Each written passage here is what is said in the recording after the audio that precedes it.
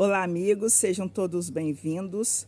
Hoje estamos aqui para compartilhar junto a realização do culto do Evangelho no Lar.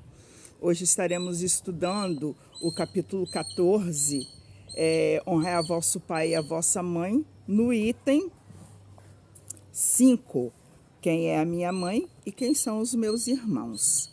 Antes de mais nada, eu gostaria de convidá-los a todos a participar da nossa mocidade, a Mocidade Bezerra de Menezes, que está atuando aqui na sede do nosso centro, que está situado na rua São Lucas, 333. Se você tem um jovem em casa e mora aqui na região de Jacaraípe, venha então participar conosco aos domingos às 18 horas da nossa mocidade.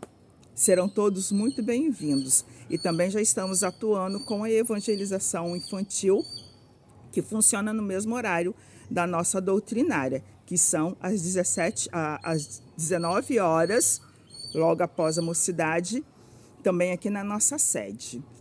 Todos são muito bem-vindos.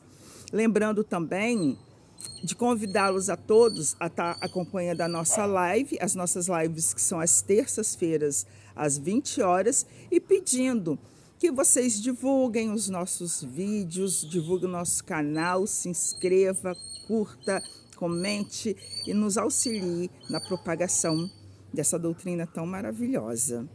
Então, para iniciarmos, vamos orar, pedindo a Jesus que nos abençoe e nos ilumine, trazendo para o nosso lar muita paz, muita harmonia, pedindo a Jesus que fortaleça os nossos vínculos com os nossos irmãos, com os nossos guias pessoais, e pedindo a Jesus que nos fortaleça também nas nossas lutas, que a luz sublime do nosso Mestre nos ilumine, nos proteja hoje e por todo sempre, que assim seja, graças a Deus.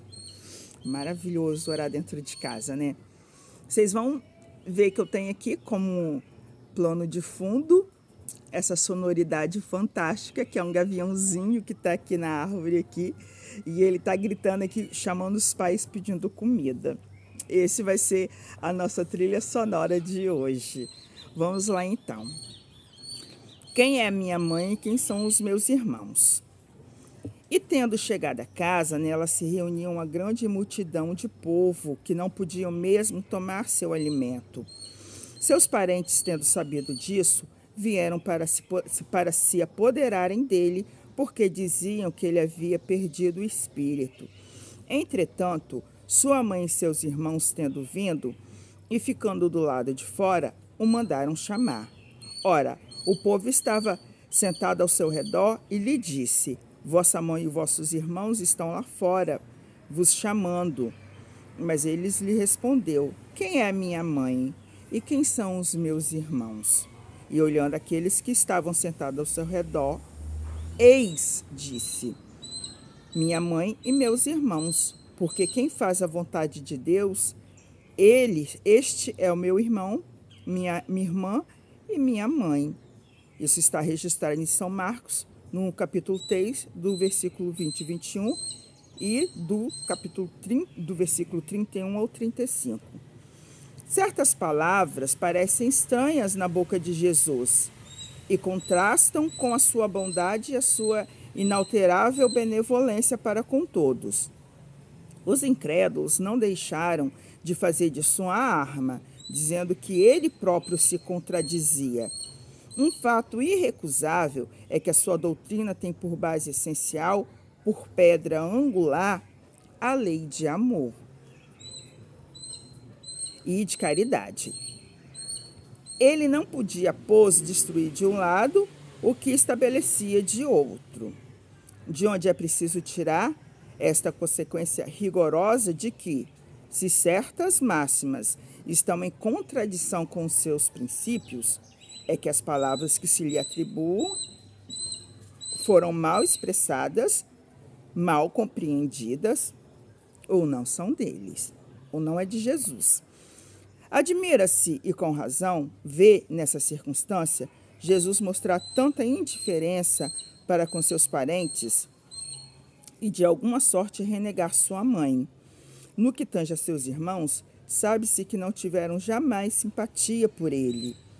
Espíritos pouco avançados não tinham compreendido a sua missão.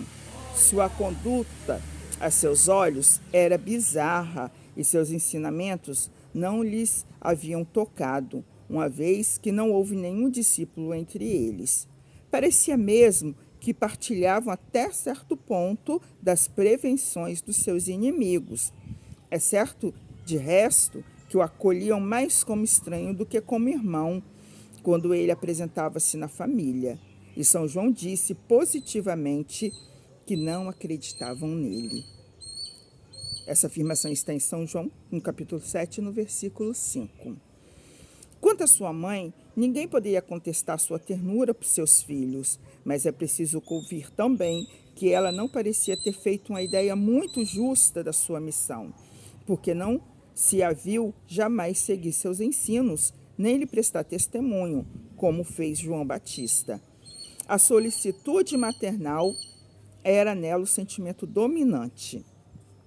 A respeito de Jesus, supor-lhe ter renegado sua mãe seria desconhecer seu caráter. Um tal pensamento não poderia animar aquele que disse: honrai a vosso pai e a vossa mãe. É preciso, pois, procurar um outro sentido para as suas palavras, quase sempre veladas sobre a forma alegórica. Jesus não negligenciou nenhuma ocasião de dar um ensino. Tomou, pois, a que lhe oferecia a chegada de sua família para estabelecer a diferença que existe entre o parentesco corporal e o parentesco espiritual. Essa fala de Jesus parece realmente um pouco contraditória, porque para um desavisado pode parecer que ele estava desdenhando dos seus familiares, né? Quando de fato isso não ocorreu. O que ocorreu é que ele usou aquela oportunidade para pregar o amor ao próximo. E voltando a essa questão do amor ao próximo, para Jesus isso não se delimita ao parentesco corporal, à consanguinidade. Tanto que ele afirma: todos aqueles que fazem a vontade do meu Pai que está no céu são meus irmãos e minhas irmãs. Todos nós na terra somos filhos do mesmo Criador e temos esse vínculo fraternal, ou devemos adotar essa postura fraternal entre nós. Agora sim, quando ele diz honrai ao vosso pai e à vossa mãe, ele está nos chamando ao compromisso mais sério, ao compromisso espiritual pré-estabelecido, e que nós devemos, acima de tudo, esse cuidado, esse carinho com os nossos progenitores, porque a bondade ou a circunstância permitiu que nós reencarnássemos, que nós estivéssemos aqui por intermédio desses que nós chamamos de pais. Por isso, todos os deveres que se é cobrado de forma geral ao nosso irmão, é cobrado ainda de forma mais séria àqueles que são, nessa encarnação, nossos pais. Então, Jesus não desdenhou a sua família, muito menos a sua mãe.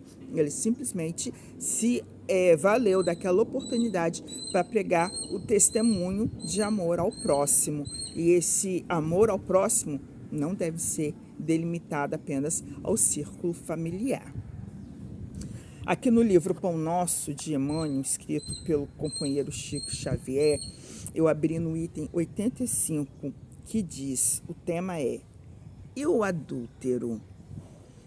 E pondo-a no meio, disseram-lhe: mestre, esta mulher foi apanhada no próprio ato adulterando. João 8, versículo 4. O caso da pecadora, apresentada pela multidão a Jesus, envolve considerações muito significativas, referentemente ao impulso do homem para ver o mal nos semelhantes, sem enxergá-lo em si mesmo. Entre as reflexões que a narrativa sugere, identificamos a do errôneo conceito de adultério unilateral. Se a infeliz fora encontrada em pleno delito, onde se recolha o adúltero que não foi trazida a julgamento pelo cuidado popular, seria ela a única responsável? Se existia uma chaga no organismo coletivo, requisitando a intervenção a fim de ser extirpada, em que furna se ocultava aquele que a ajudava a fazê-la. A atitude do mestre naquela hora caracterizou-se por infinita sabedoria e inexcedível amor. Jesus não podia centralizar o peso da culpa na mulher desventurada e, deixando perceber o erro geral, indagou dos que se achavam sem pecado. O grande e espontâneo silêncio que então se fez constituiu resposta mais eloquente que qualquer declaração verbal. Ao lado da mulher adúltera permaneciam também os homens pervertidos, que se retiraram envergonhados. O homem e a... Desculpa. O homem e a mulher surgem no meio com tarefas específicas que se integram. Contudo, no trabalho essencialmente uno dentro do plano da evolução universal.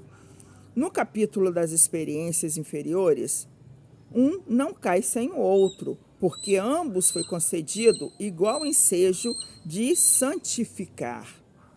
Se as mulheres desviadas da elevada missão que lhes cabe prosseguem sob triste destaque no caminho social, é que os adúlteros continuam ausentes na hora de juízo, tanto quanto no momento da célebre sugestão de Jesus. Vejam bem, meus irmãos, do texto que muito me chamou a atenção foi a frase: o caso da pecadora apresentada pela multidão a Jesus envolve considerações muito significativas, referentemente ao impulso do homem para ver o mal no semelhante, sem enxergá-los em si mesmo. Olha só, é um fato. É um fato que quando nós nos deparamos com a falta alheia, de repentemente nós nos pomos na situação superior de juízes. Nós nos vemos na condição de poder julgar o erro alheio, quando muitas vezes nós deveríamos estar preocupados em refletir se nós mesmos não somos cometidores de atos ainda mais julgáveis do que aquele que condenamos nos nossos irmãos.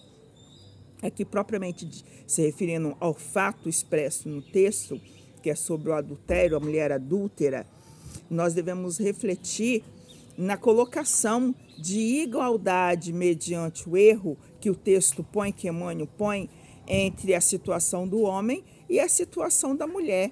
Porque se há um adultério em vias de fato, é necessário que haja dois. Então, por que foi julgado e colocado sobre derrocada moral só a postura da mulher? O que aconteceu com o homem? Por que o homem não foi posto na mesma condição de pecador? Então, aqui a gente vê a tangente postura machista da sociedade em relação a recriminar os atos femininos. De modo geral, nós devemos ter o cuidado de não julgar os atos alheios, de não julgar no outro aquilo que muitas vezes nós poderemos fazer de forma ainda mais séria, mais cruel do que o irmão a qual nós nos pomos a julgar. Ao invés disso, vamos trabalhar o nosso íntimo para orar pelo irmão que caiu, para estender a mão a esse irmão e tentar soerguê-lo da sua derrocada moral. Isso é cristão. Isso, complementando o texto do Evangelho, é expressar o amor ao próximo e lembrar que todos somos irmãos, independente da cor, da classe, da nacionalidade, para o amor, para Jesus, para a mensagem cristã. Não existe esse tipo de diferença no amor, tá certo? Vamos refletir nisso com muito carinho.